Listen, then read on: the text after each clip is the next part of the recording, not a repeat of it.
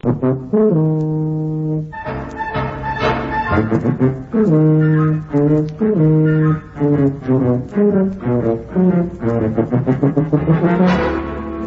present Tony Hancock, Sid James, and Bill Kerr in...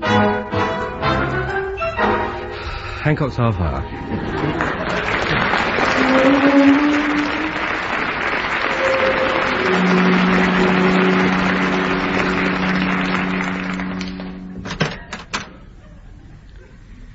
Sid, Bill, I want a word with you two. What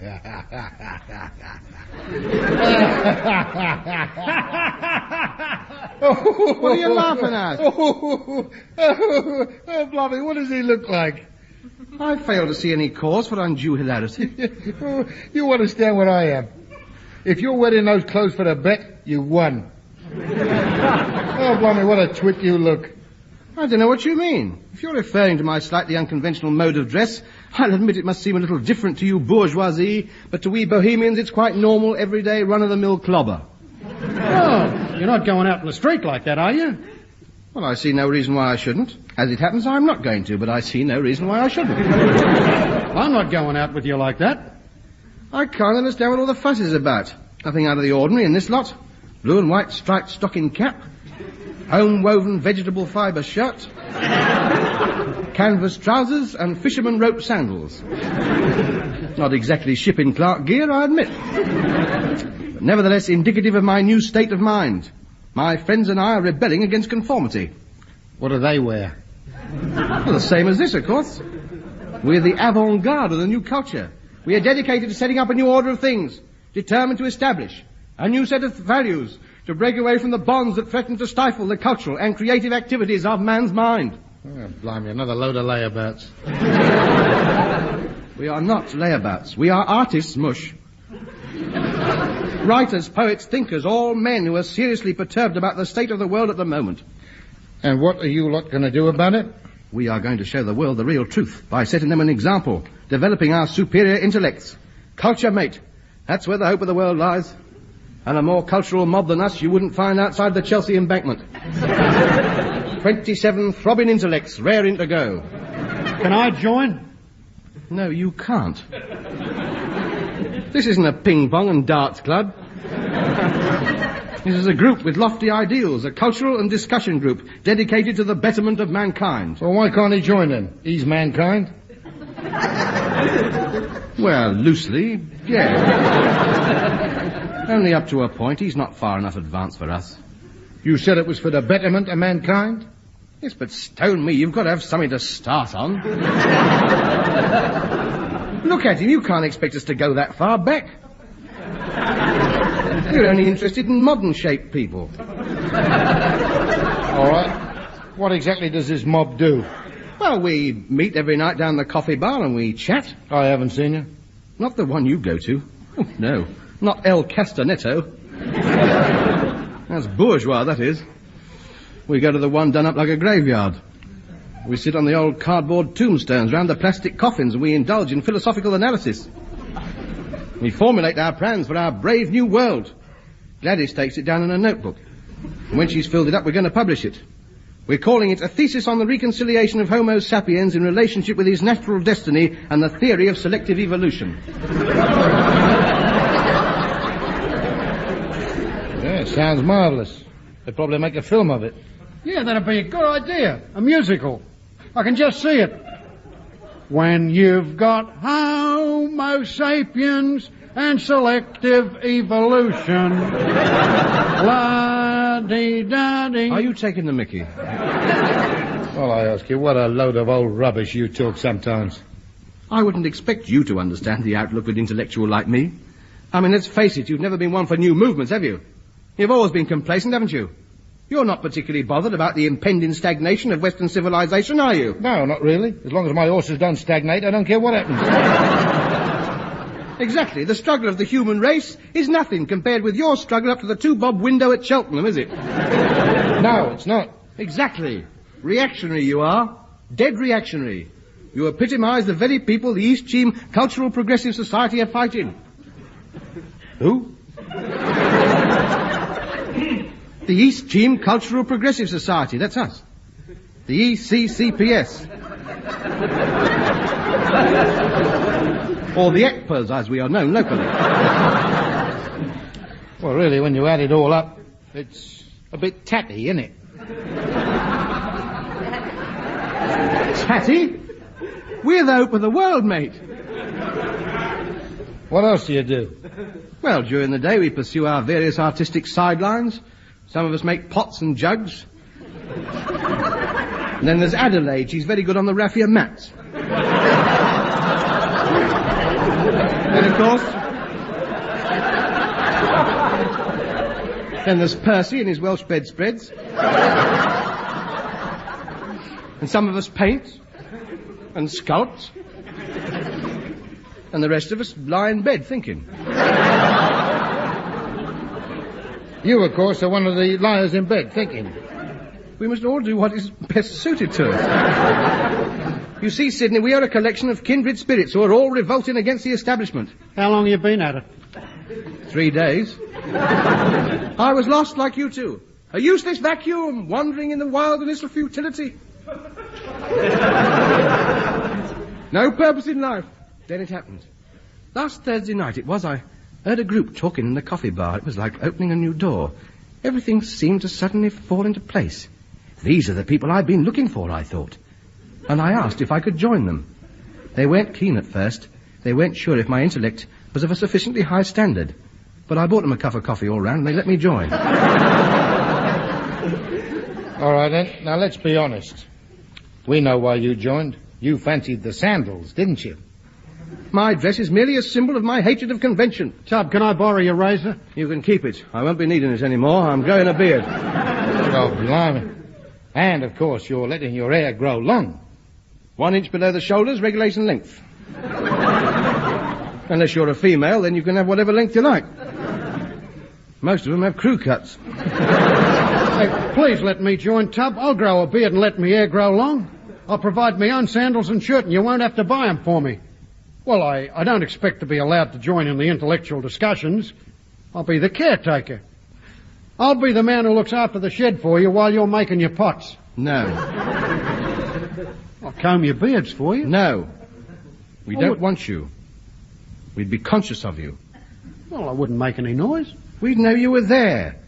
It'd put us right off our contemplating. How could we concentrate on reshaping the world with you sitting there scratching your head? I'm sorry, both of you would be completely out of place, which is why I want you out of here by 7 o'clock.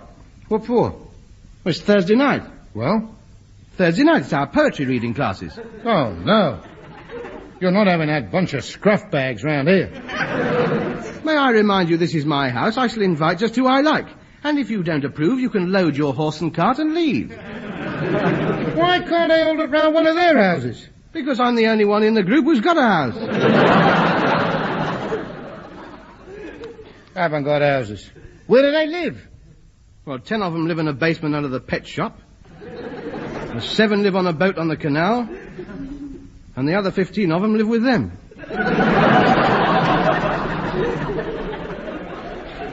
Don't they do any work? Oh, please, Sidney, work. Work is the biggest restrictor of men's minds.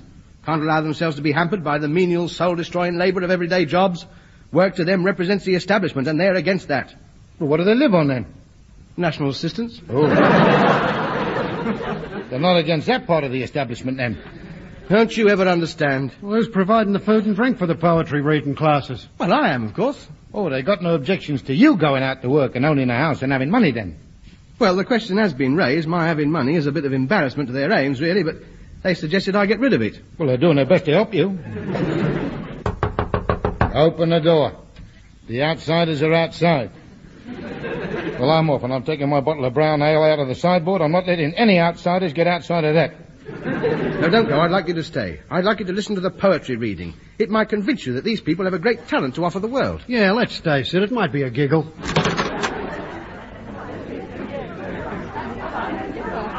Ah, welcome, brethren. Come in. Welcome to my home. Oh, Anthony, dear boy. So this is where you live? Yes. Do you like it, Gregory? Oh, yes. Yes, I think I do. I'm definitely getting turquoise vibrations. What's he talking about? I don't know. The vibrations. The house is giving off definite vibrations. That's the trains going by. Who are these persons? They're friends of mine, Gregory. There's Sidney James here, William Kerr. This is the leader of our group, Gregory. Gregory what? Just Gregory. We never use surnames in our group. They're very bourgeois. I suppose you'll be leaving shortly. Well, actually, no. I've asked them to stop for the poetry reading. They live here with me, you see. Good heavens. Still, I suppose it's quite an interesting experiment, actually living with these people. He's getting up my nose, this bloke. I suppose you sort of watch them and make notes. Well, You're working on a thesis on the mental workings of the lower order of the species. Oh, dear. He's going to get my fist right through that beard in a minute. Sid, please, no punch-ups, not yet. He doesn't mean anything. He's the most advanced member of the group. I mean, he thinks Bertrand Russell's a bit of a Charlie. You can't blame him for not reckoning you. Come and meet the other members. This is Greta. How do you do? Oh, my word.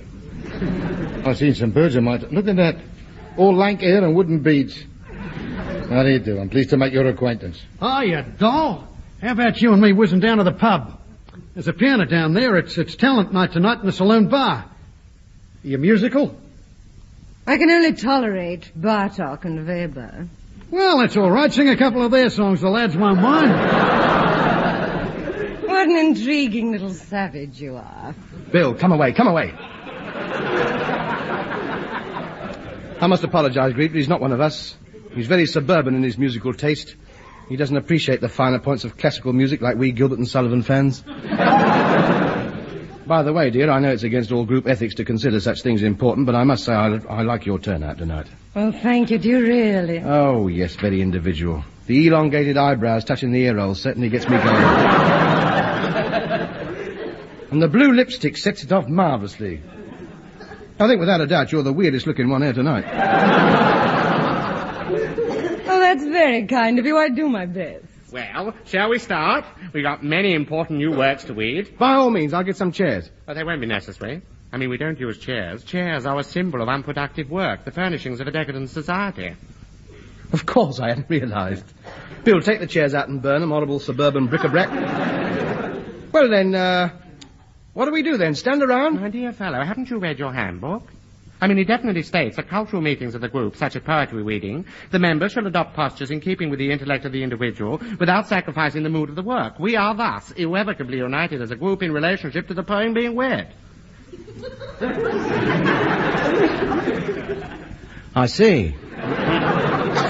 Well, you start, and I'll sort of stand loosely about so I can sort of slide into something as soon as it comes over me, you know. Yes, well, we'll commence with a work by myself. I have entitled it Tin Can. Tin can. Tin can. Yes, let's see. I think I'll lean up against the fireplace with one arm up, suggesting the lid's been opened. Oh, blimey, look at him. Quiet, please. Quiet, please, everyone. I can't get in the mood with talking going on, can I? Right. Tin Can by Gregory. Splish, splash, splonk. Wooden shoes, red socks. Coffins, tombstones, and tranquilizers. Very good. Very significant. I hadn't finished, had I? Oh, I'm very sorry. Aspirins and driving tests, jet planes and skeletons. Frog singing to egg timer, calendars and candles upside down, plastic apples on coconut trees. Splish, splash, splunk. Is that it? Yes, that is it. They're marvellous.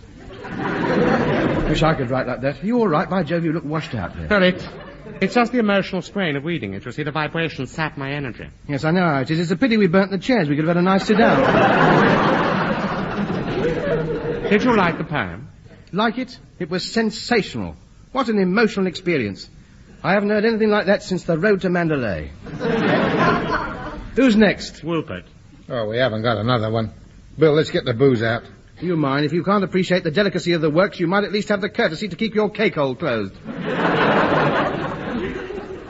Bill?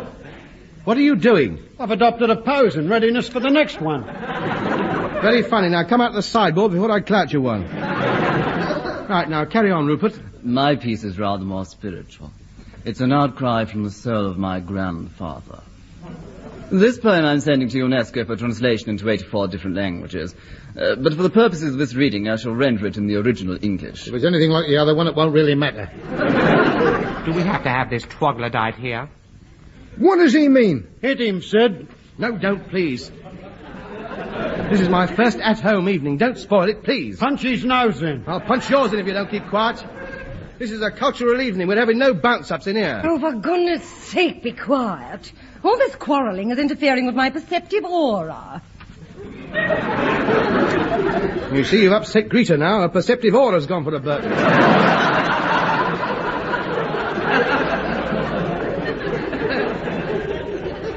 Can be very nasty, too, that can.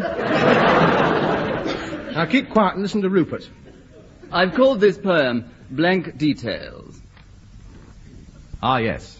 Blank details, yes. Let's see now. I feel a sort of purple mood coming over me. I think for this I shall sit cross-legged on the floor, yogi style, with one foot tucked behind my neck. Hang on a minute. Hang on a sec. Right. I'm in. Proceed.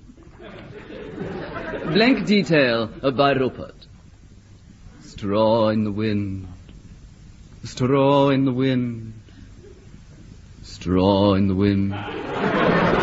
Straw in the wind. Straw in the wind.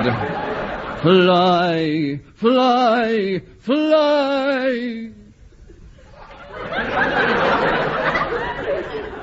Marvellous.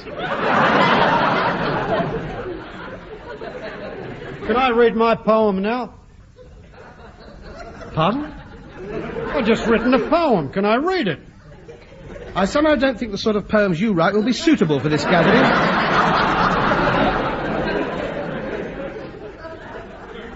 We are not interested in young ladies from various parts of the country. Oh, no. I've written an abstract poem. Oh, don't be ridiculous. One has to be sympathetic with the symbolism of existence to turn out that sort of stuff. Get back on the sideboard. Oh, no, let's hear what the little savage has written. It might provide some light relief after the intensity of the last two offerings. Oh, very well. Make it quick and keep it clean. Thank you. Incandescent by William. Hick, hack, hawk. Rinky tinky on purple grass. Shafts of light. Hobnailed boots tramping down the bamboo that grows upwards, downwards, sideways into the concrete cosmos. Life is mauve. I am orange. Hick, hack, hawk.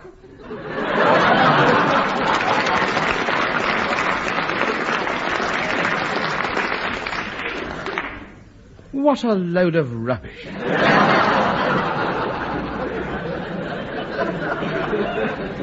You buffoon. Rinky-tinky on purple grass.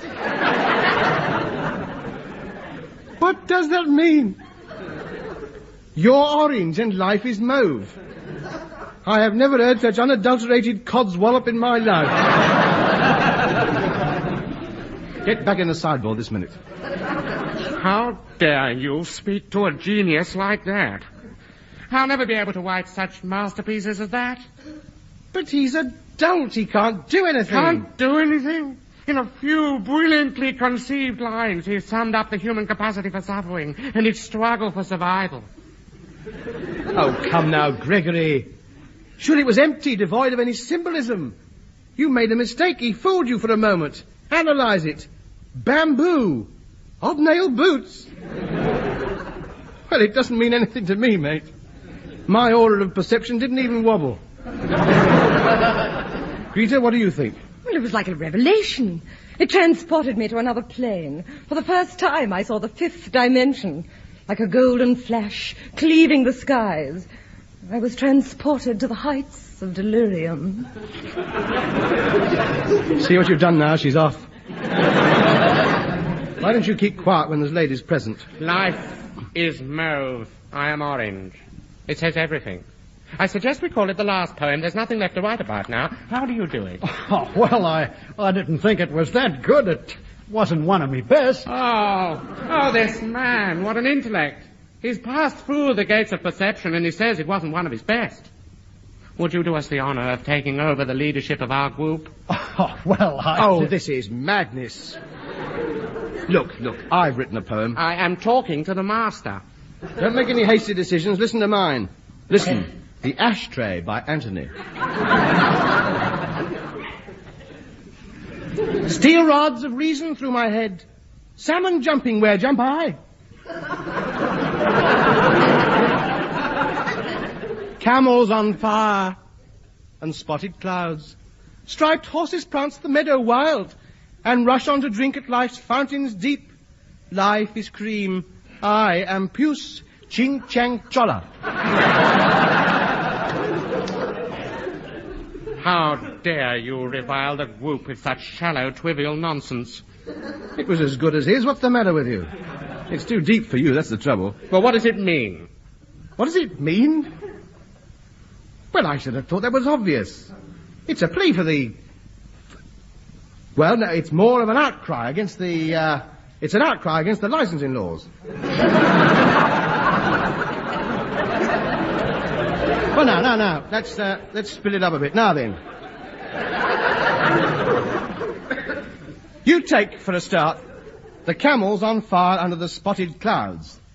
Now, there's a provocative line, if ever I've heard one. In that, I've summed up the whole situation in the Gobi Desert. And life's fountains deep. Well, it's a plea for more water holes. That's why the camels are on fire. They're gasping. They haven't had a drop to drink since they left Kabul. It's a very long trip, Kabul. And Ching Chang Chola? Well, they're the drivers. You won't get any change out of them. They couldn't care less. As long as they got their striped horses, they're quite happy. Well, ask him to explain his then. Go on, see what rubbish he comes out with. There's no need to ask him. The words speak for themselves in every throbbing line. William is telling us that life is a fraud, that we are merely insects existing on the tail of a turtle.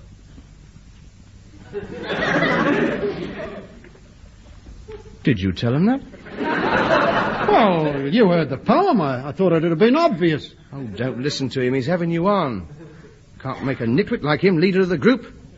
Sid, of course. Sid, my only ally. Now the truth will come out. Go on, Sid, expose him. Tell him what a poltroon he is. Who? Well, him, the witless wonder here. Hurry up, tell him before they have the laurel wreath on his head. What, him, William? The greatest intellect ever to come out of Australia? A legend, this boy, at 13. The wandering Einstein of Queensland, they called him. What are you hoping to get out of this? Yes, but of course this only confirms what his work has already told us. I mean, he's obviously a man of extreme literacy and learning. A worthy successor to me. All in favour, say aye. Aye. I, Gregory, hereby relinquish leadership of our group and invest you, William, with all the powers, titles and privileges that go with it. Titles and privileges. So that's what you're up to, Mr. James. You've been sitting there reading the rule book. Show me that. The leader of the group receives from levies from the other members a remuneration of no less than £500 per year, so that he may be exempted from the need to work and may spend all his time on contemplation and intellectual pursuits. 500 a year. Is this right, Gregory? Oh, yes, and his lieutenant gets 350. Who's his lieutenant? It says here, the leader has the privilege of choosing his own lieutenant. At 350 a year? Yes. And that's what you're after? Well, you've had that, because it also says here that the leader can only choose for his lieutenant a man who has proved his intellectual qualifications by having produced an original cultural piece of work. Exactly. I shall now read an abstract poem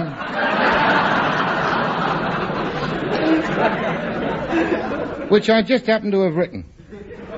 Limbo by Sydney. Oh, this is getting farcical. I should have this job.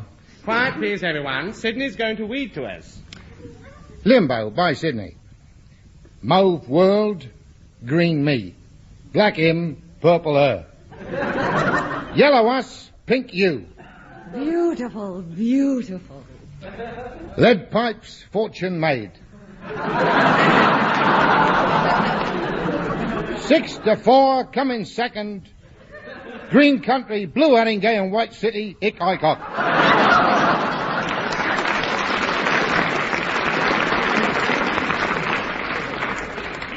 I can't take any more. All this sensuous excitement in one evening. What an experience to hear such beauty, such translucent symbolism. How you must know life, Sidney. Oh, I do, boy. How you must have suffered to produce work like that. Suffered? There's been murder sometimes. I say, we must have Sidney as our leader's lieutenant. You don't know what you're saying. He's a fake. He's only after the loot. Why, before you came in, he was saying what a load of idiots you are. We are idiots compared with him. Sidney. Sidney, I feel the vibrations between us growing stronger and stronger. Some red, some yellow. All right, lads, we'll sort them out later, eh? Sidney, will you do us the honour of becoming our second in command? Certainly, boy. Be a pleasure. Wait, he's taking you on. It's the cider you've been drinking. It's inflamed your senses. Look, I've written another poem. It's better than his. Jake was a coward, a great big fellow with a turned-up nose. Will you get out? It's a funny old world we live in, but the world's not entirely to blame. It's the rich what gets the pleasure and the poor what gets the blame. Hey, wait a minute. Sling him out. He's a troglodyte. Yes, cry him out, everyone. It's my house. You can't throw me out. It's my house. Here you are. Then here's one. The highwayman. He wore a French cocked hat on his forehead and a bunch of lace at his chin. And the highwayman came riding with his whiskers soaked in gin. No? All right, here you are then. Sling him out of No, here. put me down. I'll have the law on you. Layabouts, get back to work. Useless members of society, parasites. There's a green-eyed yellow idol to the south of Kathmandu. A little wooden cross above the town. Let me in. I'm still a member. There's a little old log cabin across the Great Divide. Where lives a grizzled old prospector by the name of Andy Clyde. What about our aims for improving the world? It was pouring with snow on the equator and the icebergs were melting fast. I can't be bothered with him. I'll go down to the coffee house. There's bound to be another movement started up since yesterday. I'll start one of my own. How did that poem of Sid's go now? Mauve world, green me, black him, purple her. That's it. That'll get 'em. A breakaway group. We'll be anti-everything. The new intellectual movement to shake the world. Or shall I go to the pictures? Yes, I might as well. I think that's more my hammer, really. Cab!